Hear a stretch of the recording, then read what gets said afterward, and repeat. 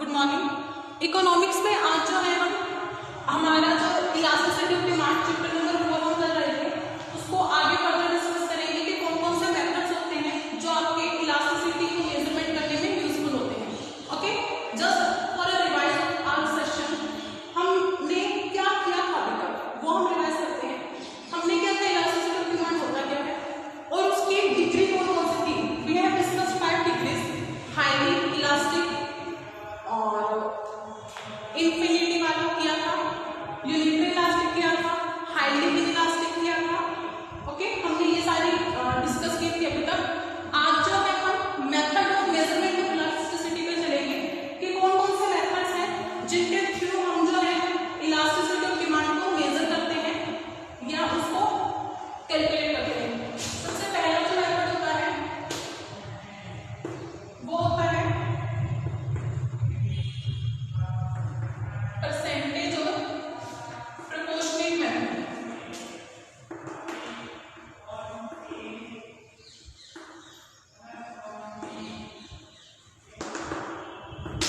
Percentage और proportionate method होता है सबसे पहला मेथड, उसको हम डिस्कस करेंगे। सबसे पहले देखिए इसका फॉर्मूला क्या होता है।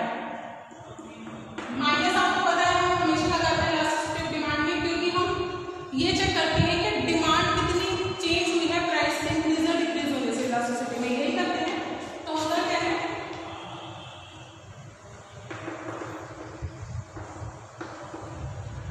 Proportionate change in quantity divided by proportionate change in price multiplied by 100. Okay, that is our formula to calculate the price elasticity by proportionate method. Proportionate method से हम किस तरीके से निकालते हैं। अब proportionate change in quality कैसे निकलता है, ये हम पहले डिस्कस कर चुके हैं। ये formula proportionate change in quality कैसे निकलता है, जब आप कि आपकी जो ओरिजिनल क्वालिटी है, ठीक है, आपकी जो ओरिजिनल क्वालिटी है उसमें से आपका जो चेंज हुआ है वो जब आप निकालते हैं तो आपका क्या निकलता है, proportionate change in quality. Okay, यहां से क्या निकलता है आपका proportionate change in quality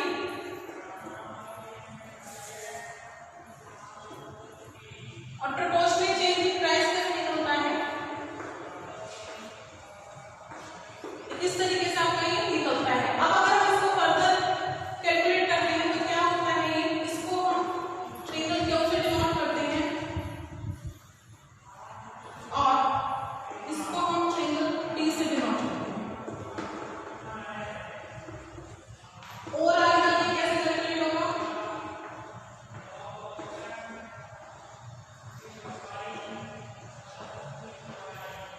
okay, that is the formula. Final formula आपका ये रहता है, प्रोपोर्शनेट चेंज इन क्वालिटी हमने कैसे निकाला, हमारी ओरिजिनल क्वालिटी में से क्या चेंज हुआ डिवाइड बाय ओरिजिनल क्वालिटी, इसके बाद हमारे ओरिजिनल प्राइस में कितना चेंज हुआ डिवाइड बाय ओरिजिनल प्राइस। ये आपके प्रोपोर्शनेट चेंज निकलते हैं। आगे बस उसको हमने फॉर्मूला में रख करके और फर्दर कैलकुलेट किया है कि हाँ इस तरीके से ये होगा, इस तरीके से ये काम करेगा आपका। ओके,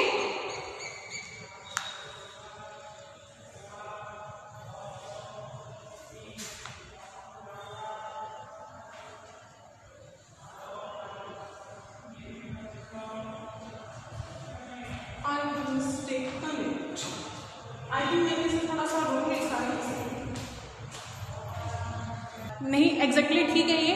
तो ये आपका फर्स्ट मेथड रहता है कि आप परसेंटेज या प्रोपोर्शनेट मेथड से किस तरीके से कैलकुलेट करते हैं अपनी प्राइस इलास्टिसिटी।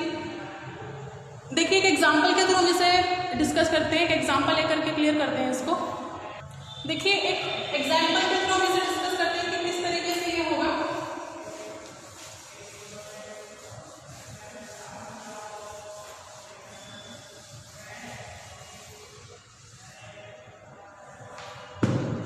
सपोज पहले जो प्रोडक्ट है,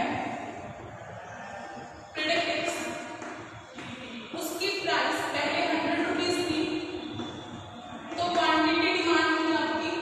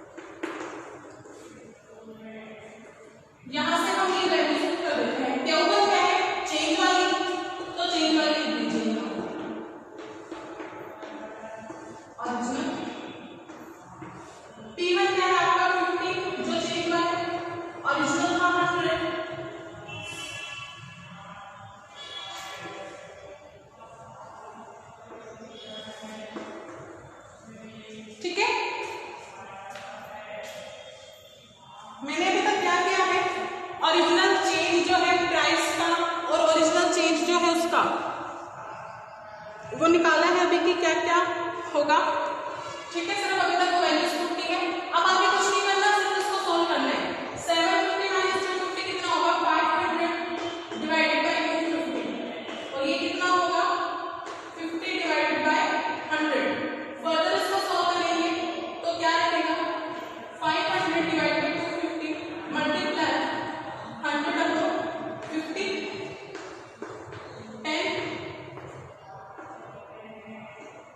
5 into 2 से 2, your answer is 4, ठीक है। चेंज कितना हुआ, 4 यूनिट का आपके चेंज हुआ है। जो आपकी इलास्टिसिटी ऑफ डिमांड में चेंज है वो कितनी निकली है, 4 यूनिट, ओके। तो ये आपके परसेंटेज और प्रोपोर्शनल मेथड का प्रैक्टिकल एप्लीकेशन है कि किस तरीके से अप्लाई करते हैं इसको। बहुत ही इजी सा मेथड है, इजीली आपको समझ आ जाता है कि करना क्या है ना। बहुत इजी सा था, हमें सारी चीजें दी हुई थी, हमने जस्ट कैलकुलेट किया और अपना आंसर निकाल लिया। देखिए इसको एक बार अच्छे से। हमारी सेकंड डिस्कस करते हैं, सेकंड मेथड होता है geometrical method, okay. Second method discuss करते चलते हैं, वो हमारा वो है ज्योमेट्रिक मेथड।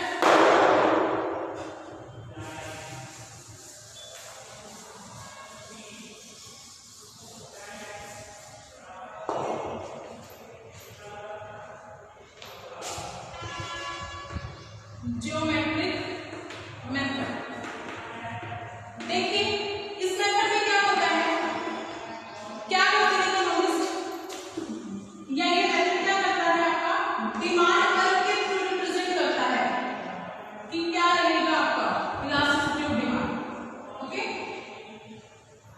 मान लीजिए आपका डिमांड कर्व है AB, ओके। दोबारा बताते हैं, ज्योमेट्रिक मेथड क्या करता है, आपका ग्राफिकली ज्योमेट्रिकली रिप्रेजेंट करता है डिमांड कर्व की हेल्प से। इसमें एक मिड पॉइंट होता है P, यहाँ पे आप इसको मान लीजिए M N X Y, okay. ये सब यहाँ रहते हैं, बीच में इसके एक मिड पॉइंट लिया जाता है P, जो क्या करता है डिमांड कर्व को दो इक्वल पार्ट में डिवाइड करता है, PA और PB में। अब अगर ये यहाँ पे दोनों पार्ट को इक्वल डिवाइड कर रहा है, दैट मींस यहाँ पे आपकी इलास्टिसिटी ऑफ डिमांड क्या रहेगी, इक्वल टू 1 रहेगी, ओके। और इसमें हम ज्योमेट्रिकल मेथड में निकालते हैं कैसे इलास्टिसिटी ऑफ डिमांड,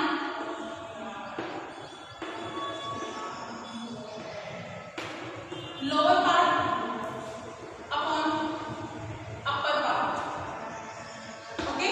मतलब PD PA, इस तरीके से आप यहाँ कैलकुलेट करेंगे, ठीक है। बहुत ही इजी सा मेथड है ज्योमेट्रिक मेथड। इसमें देखिए अब P यहाँ पे जो है 1 है, इक्वल टू 1 है, तो इससे ऊपर क्या रहेगा, इससे ऊपर क्या रहेगा,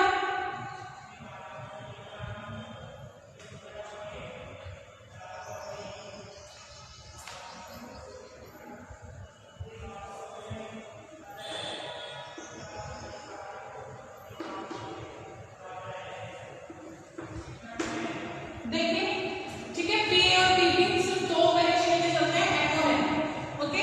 मैंने बोला कि जो P पॉइंट है, B the mid point, demand curve AB को इक्वल पार्ट में डिवाइड करता है, तो यहाँ पे जो इलास्टिसिटी ऑफ डिमांड है वो क्या रहेगी, इक्वल टू 1 रहेगी। अब इसके ऊपर क्या रहेगा, या तो ग्रेटर देन 1 या फिर इंफिनिटी के बराबर। इसके नीचे क्या रहेगा, लेस देन 1 या फिर 0 के बराबर, ठीक है। तो यहां से आपका क्या है, ज्योमेट्रिक मेथड से क्या करते हैं आप लोग, जियोमेट्रिकली उसको रिप्रेजेंट करते हैं कि ज्योमेट्रिकली वो किस तरीके से रिप्रेजेंट होगा with the help of demand curve. Demand curve की हेल्प से आप इसको यहाँ पे मेजर करते हैं। एक बार ज्योमेट्रिक मेथड को दोबारा रिवाइज करते हैं, क्या होता है ज्योमेट्रिक मेथड, या क्या कहते हैं ज्योमेट्रिक मेथड, कि डिमांड कर्व के थ्रू हम इसे स्टडी करेंगे। एक पॉइंट होगा जो क्या करेगा, डिमांड कर्व को दो आपस इक्वल पार्ट में डिवाइड करेगा, और उसके थ्रू हम इलास्टिसिटी ऑफ डिमांड किस तरीके से मेजर करेंगे, lower part upon upper part, ठीक है।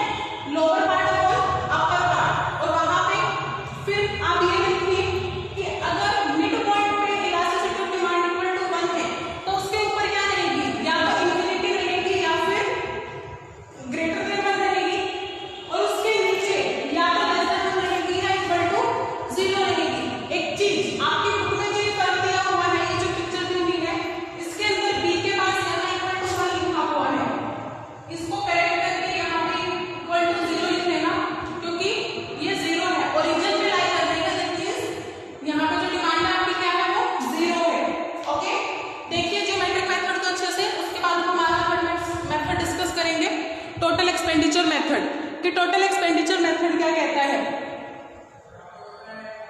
अब देखिए हमारा थर्ड मेथड, लास्ट मेथड रहता है total expenditure method. Okay, M again reminding, आपकी बुक में जो ये ग्राफ दिया हुआ है इसके अंदर यहाँ पे 8=1 लिखा हुआ है, करेक्ट है कि 8=0 होगा, वहां पे 8=1 नहीं होगा।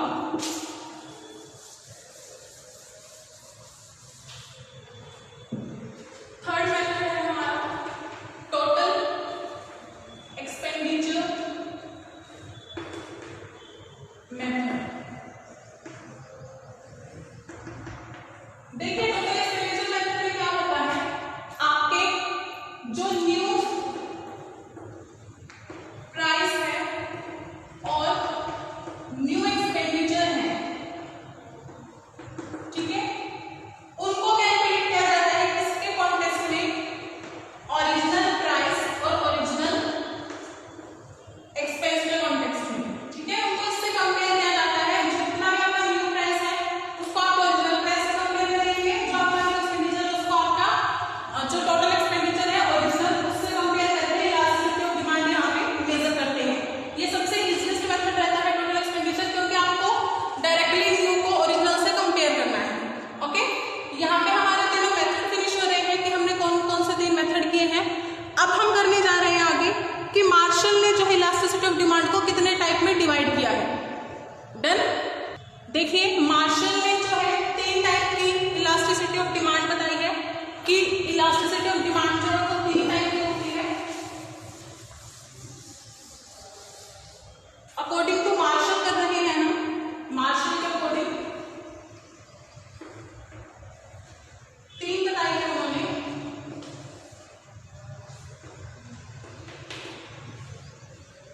Highly elastic, unitary elastic and inelastic. Okay, 3 बताए हैं इन्होंने। अब देखिए तीनों को डिस्कस करते हैं। हाईली इलास्टिक का मतलब क्या है कि अगर स्मॉल डिक्रीज होगा प्राइस तो टोटल एक्सपेंडिचर क्या होंगे, इंक्रीज हो जाएंगे और वाइस वर्सा, ठीक है, या फिर इसका बिल्कुल उल्टा कि अगर प्राइस में थोड़ा सा भी कम हुआ ना तो आपके जो टोटल एक्सपेंडिचर है वो क्या होंगे, इंक्रीज हो जाएंगे, और अगर आपका प्राइस थोड़ा सा भी बढ़ा तो आपके जो टोटल एक्सपेंडिचर है वो क्या हो जाएंगे, डिक्रीज हो जाएंगे।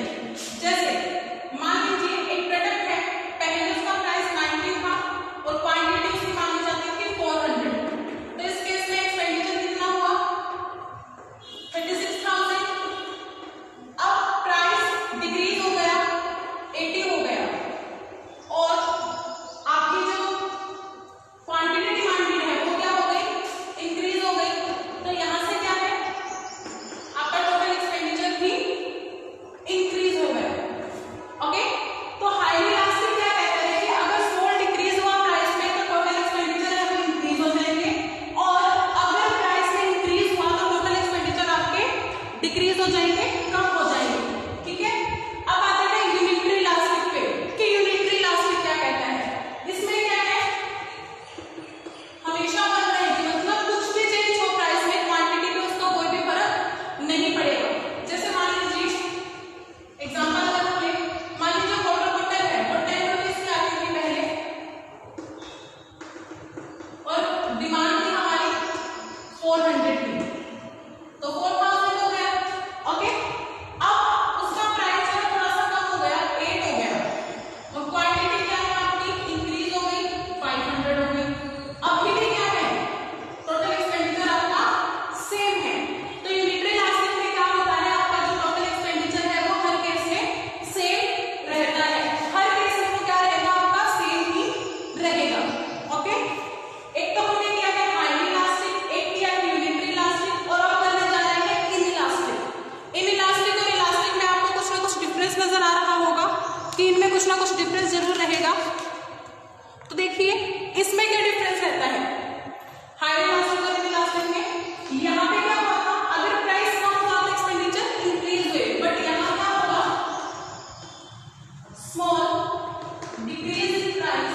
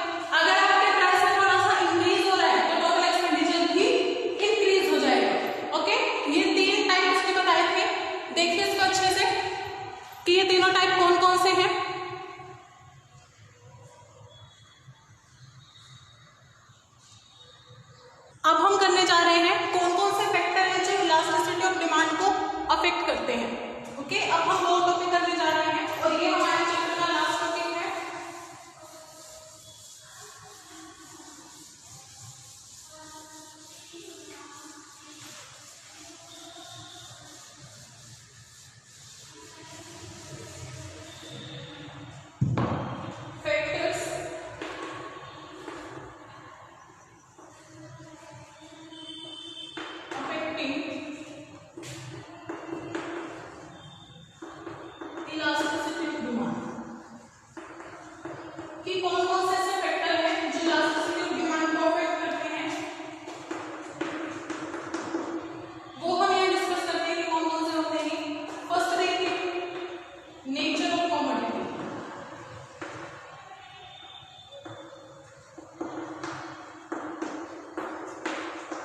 जो नेचर ऑफ कमोडिटी है वो आपके इलास्टिसिटी ऑफ डिमांड को अफेक्ट करता है। तीन तरीके की कैटेगरी होती है कमोडिटीज की। एक तो होती है नेसेसिटी कमोडिटी जो है आपकी, फिर आती है कंफर्ट की कंफर्टेबल कंफर्ट जोन में कौन कौन सी है, फिर होती है लग्जरियस। अब देखिए यहाँ पे इलास्टिसिटी ऑफ डिमांड को कैसे अफेक्ट करते हैं। जो नेसेसरी आइटम्स हैं, ठीक है, जो नेसेसरी आइटम्स है चाहे उनका प्राइस कम हो चाहे ज्यादा हो, कंज्यूमर अपनी डिमांड पे कोई भी इफेक्ट वहां नहीं डालेगा, कुछ भी इफेक्ट कंज्यूमर की डिमांड पे वहां नहीं होगा। तो यहाँ क्या है, इलास्टिसिटी ऑफ डिमांड हमेशा लेस देन 1 ही रहेगी। ओके, कंफर्ट कौन से हैं, जिनमें चाहे प्राइस इंक्रीज हो चाहे डिक्रीज हो, ठीक है, हमारे जो एक्सपेंस है ना वो सेम ही रहते हैं। तो यहाँ पे क्या रहेगा, 1 के बराबर रहेगा। यहाँ पे क्या है, चाहे कितना ही इंक्रीज हो हमारे जो नेसेसरी आइटम्स है उनकी डिमांड हम नहीं करेंगे। यहाँ पे प्राइस के साथ डिमांड एज इट इज रहती है, और लग्जरियस में क्या है, ग्रेटर देन 1 होता है। यहाँ पे क्या होता है, प्राइस जैसे जैसे बढ़ेगी ना डिमांड वैसे वैसे इंक्रीज होगी। जैसे एसी हो गए, रेफ्रिजरेटर हो गए, डायमंड हो गए, ब्रांडेड क्लॉथ्स हो गए, ठीक है, जो हमारे लग्जरियस हमारे स्टेटस को शो करते हैं। दैट मींस जो नेचर ऑफ कमोडिटी है वो प्राइस इलास्टिसिटी से इफेक्ट होता है और ये करता भी है, क्योंकि जो नेसेसरी गुड्स हैं उनकी डिमांड चेंज नहीं होगी, कस्टमर उन्हें यूज करना बंद नहीं करेगा। कंफर्ट क्या है, वो हमेशा प्राइस के पैरेलल चलेंगे, और लग्जरियस क्या है, जैसे जैसे प्राइस बढ़ेगा वैसे वैसे आपकी जो डिमांड है वो भी क्या है, इंक्रीज होती जाएगी। तो ये आपका फर्स्ट पॉइंट था जो फैक्टर अफेक्ट कर रहे हैं आपके इलास्टिसिटी ऑफ डिमांड को। फर्स्ट फैक्टर हमने डिस्कस किया है वो है नेचर ऑफ कमोडिटी, कि कमोडिटी का नेचर कैसा रहता है। ओके, देखिए एक बार इसको अच्छे से। अब हम सेकंड पॉइंट करते हैं, वो है availability of substitute goods. Substitute good आपको पता है कि जो एक गुड है दूसरे गुड्स को क्या कर दे, रिप्लेस कर दे। ये हमने डेफिनेशंस की हुई है, सब्स्टिट्यूट गुड कौन से होते हैं, कंज्यूमर गुड्स कौन से होते हैं, ये सब हमने किया हुआ है। सेकंड पॉइंट है यहाँ पे अवेलेबिलिटी ऑफ